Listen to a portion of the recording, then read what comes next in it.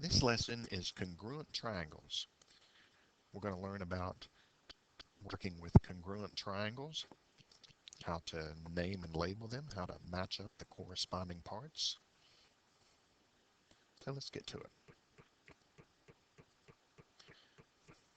Congruent figures are two figures that have the same size and shape. The size is the same and the shape is the same. They are congruent. What you know about congruent figures is that their corresponding parts are congruent. And we call that CPCTC. And that stands for corresponding parts of congruent triangles are congruent. It's just like identical twins. Their faces look the same, their arms look the same, their legs look the same.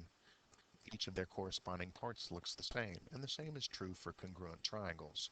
Each angle pair is the same, each side pair is the same.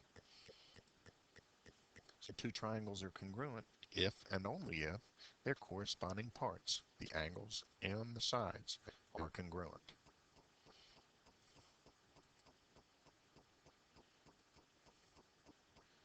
So suppose you have, and I'm going to have to fix this here. That should say triangle ABC congruent to triangle PQR. When you write it like this, the order matters. A is first, P is first, which means A and P correspond. B is second, Q is second, which means B and Q correspond. C is last, R is last, which means C and R correspond. So the order absolutely matters. The vertices of the two triangles correspond in the same order as the triangles are named. So A matches P, B matches Q, and C matches R.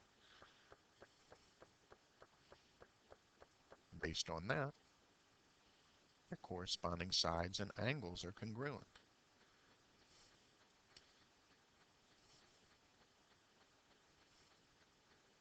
You can label them in the picture,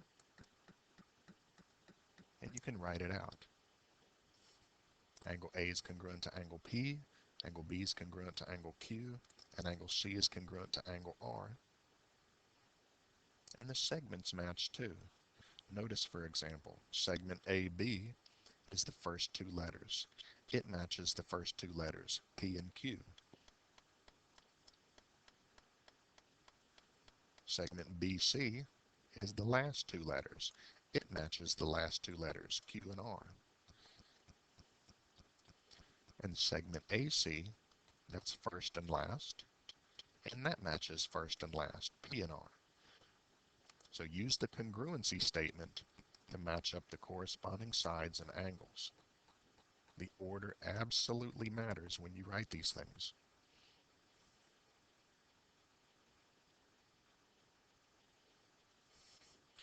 So take these congruent triangles, for example. Angle A is congruent to angle Z. Angle B is congruent to, it's got two arcs, Y has two arcs. Angle C has three arcs, X has three arcs. So the angle pairs are congruent. Now the sides. Segment AB, that has one tick. Segment ZY has one tick.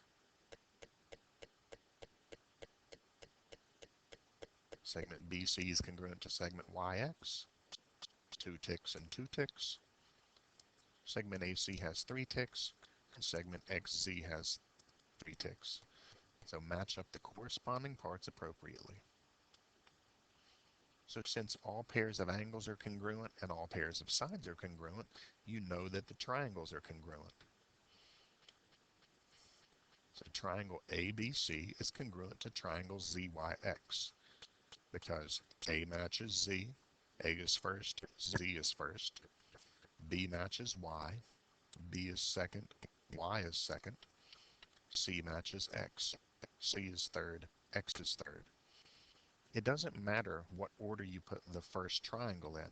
Just make sure the second triangle matches the first triangle based on the corresponding parts. You could also say that triangle ABC is not congruent to triangle XYZ because A and X don't match. B and Y do match. C and Z don't match. If any of the parts are out of order, then they're not congruent.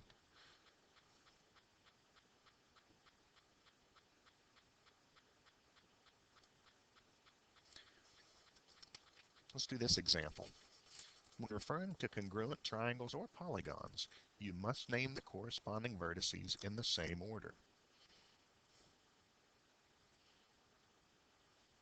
So take, for example, in the bottom triangle, you have vertices S, U, and N. How do they pair up? Well, S in the bottom triangle corresponds with R in the top triangle. U in the bottom triangle corresponds with A in the top triangle. And N in the bottom triangle corresponds with Y in the top triangle. So make sure you know which parts match up. Based on that, you could make a congruency statement. Triangle SUN is congruent to triangle RAY. First and first, S and R.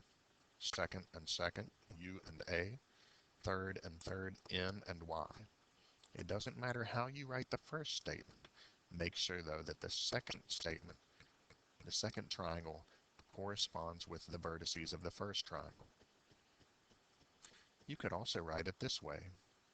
Triangle NUS is congruent to triangle YAR. N still matches Y, U still matches A, S still matches R. You could write it this way. Triangle USN is congruent to triangle ARY. U is still matching A, S still matches R, N still matches Y. So however you write the first triangle, make sure the second triangle corresponds with it properly.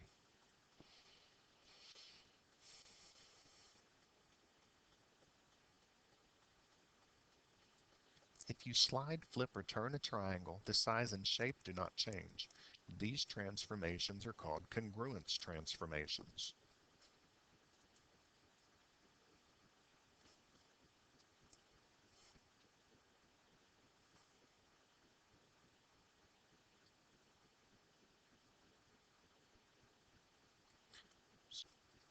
A slide, which is also called a translation, the size and shape didn't change. And we can make a congruency statement here. Triangle MNP is congruent to triangle, well, M matches M prime, N is second, N matches N prime, P is third, P matches P prime. So all of the vertices of the second triangle correspond with the vertices of the first triangle.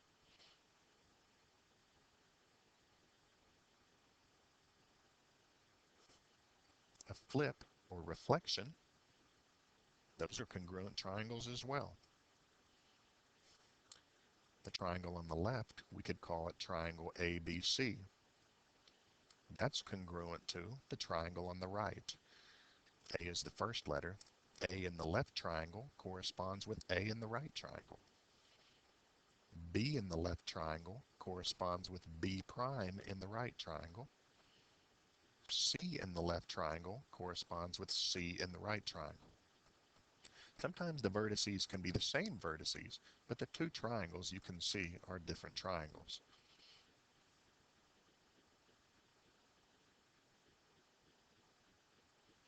A turn or rotation, the same thing happens. The left triangle, triangle MNP, M in the left triangle corresponds with M in the right triangle. N in the left triangle, if you consider N is on the clockwise side of P, when this rotates around, N prime is on the clockwise side of P prime. So N corresponds with N prime, and P corresponds with P prime. Any of those transformations are congruence transformations because the shape and the size didn't change.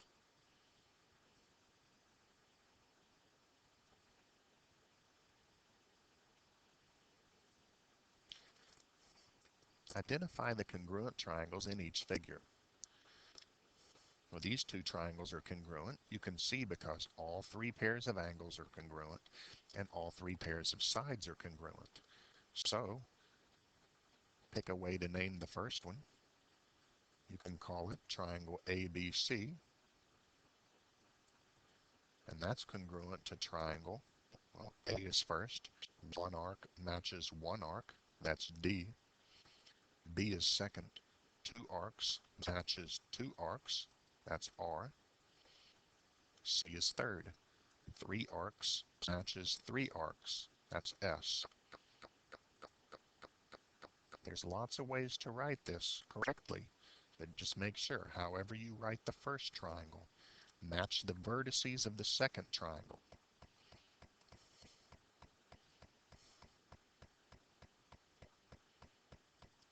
How about these?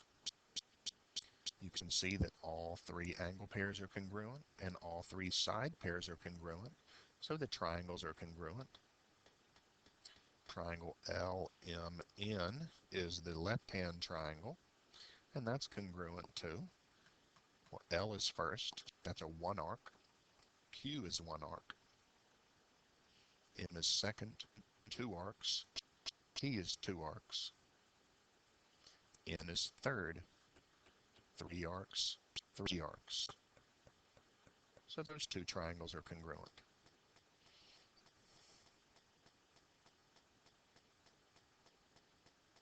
There's 12 ways to write a correct congruency statement for triangles. Just make sure the second triangle vertices match the first one.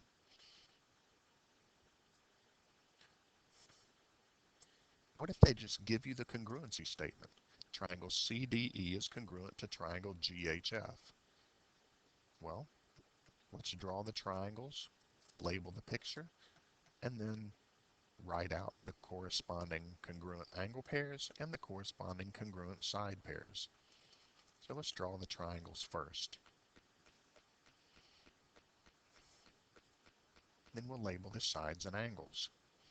C and G are congruent.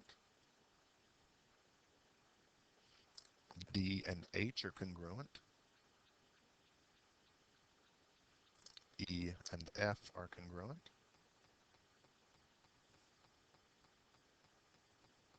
Now for the sides, CD is the first two letters, GH is the first two letters, DE are the last two, H and F are the last two.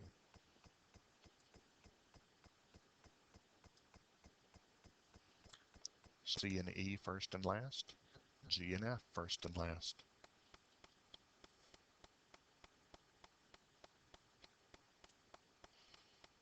Now I can see it in the picture. Go ahead then and write out the congruency statements for the angles and the sides. Angle C is congruent to angle G.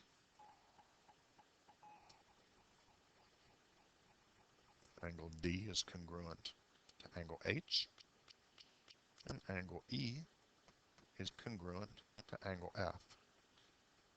For the segments, segment CD is congruent to segment GH. Segment DE is congruent to segment HF. And segment CE is congruent to segment GF. Congruent triangles. All angle pairs are congruent. All side pairs are congruent. Make sure that the order matches up everything. However the first triangle is written out, make sure the second triangle does the same thing.